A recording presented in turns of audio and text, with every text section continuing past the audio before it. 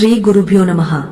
మన సనాతన ధర్మం నేర్పిన అద్భుతమైన సంప్రదాయాలలో పండుగలు కేవలం వినోదానికి మాత్రమే కాదు, జీవిత గమనాన్ని మార్చే దిశానిర్దేశాలు కూడా.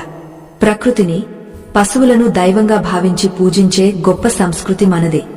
ఎవరైతే ఈ పురాణ రహస్యాలను, శాస్త్రోక్తమైన దాన మహిమలను తెలుసుకోవాలని ఆశిస్తారో వారు మాత్రమే ఈ ఆధ్యాత్మిక ప్రయాణంలో ముందుకు సాగండి.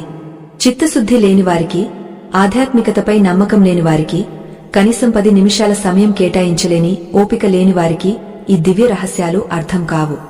అటువంటి వారు ఇప్పుడే ఈ ప్రయాణాన్ని ఆపివేయవచ్చు. ఎందుకంటే జ్ఞానం అనేది కేవలం శ్రద్ధావాన్ లభతే జ్ఞానం అన్నట్లుగా శ్రద్ధ ఉన్నవారికి మాత్రమే దక్కుతుంది. మన తెలుగు లోగిళ్లలో సంక్రాంతి సంబరాలు అంబరాన్ని తాకుతాయి.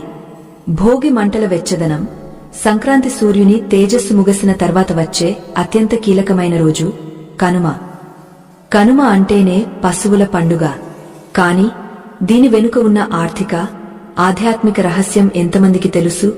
కనుమ రోజున మనం చేసే ఒక చిన్న దానం మన వంశాన్నే ఎలా ఉద్ధరిస్తుందో, దరిద్రాన్ని పారద్రోలి అష్టైశ్వర్యాలను ఎలా ప్రసాదిస్తుందో తెలుసుకోవడం మన కనీస ధర్మం.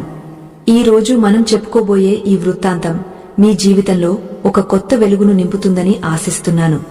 పూర్వకాలంలో ఒకానొక పవిత్ర క్షేత్రంలో ధర్మదత్తుడు అనే ఒక నిరుపేద బ్రాహ్మణుడు ఉండేవాడు. అతను నిత్యం భగవచ్చింతనలో గడిపేవాడు, కాని అతని ఆర్థిక స్థితి మాత్రం అత్యంత దయనీయంగా ఉండేది. ఎప్పుడూ దరిద్ర దేవత అతడిని వెన్నాడుతూనే ఉండేది. ఆకలితో అలమటించే తన బిడ్డలను చూసి అతను ఎంతో కుమిలిపోయేవాడు. ఒకానొక సంక్రాంతి సమయం వచ్చింది.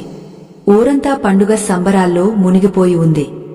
ధర్మదత్తుడు మాత్రం తన ఇంట్లో ఒక్క గింజ కూడా లేక, కనీసం తన కుటుంబానికి పండుగ భోజనం కూడా పెట్టలేక విచారంలో ఉన్నాడు.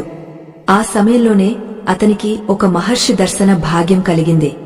ఆ మహర్షి ధర్మదత్తుని పరిస్థితిని గమనించి, నాయనా, నువ్వు ఎందుకు ఇంతగా బాధపడుతున్నావు?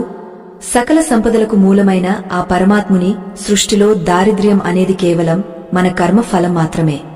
ఆ కర్మను పోగొట్టుకోవడానికి ఒక అద్భుతమైన మార్గముంది. రేపు రాబోయే కనుమ రోజున నువ్వు ఒక విశేషమైన దానాన్ని చెయ్యి. ఆ దానం నీ దరిద్రాన్ని దూరం చేయడమే కాకుండా నీకు అనంతమైన సంపదలను ప్రసాదిస్తుంది అని చెప్పారు. ధర్మదత్తుడు ఆశ్చర్యపోయి, స్వామీ, నా దగ్గర నా కుటుంబానికే ఆహారం లేదు, ఇక నేను దానం ఏమి చేయగలను అని ప్రశ్నించాడు. అప్పుడు ఆ మహర్షి చిరునవ్వు నవ్వి, నాయనా, దానానికి ధనం అక్కర్లేదు, దాతృత్వముంటే చాలు. కనుమ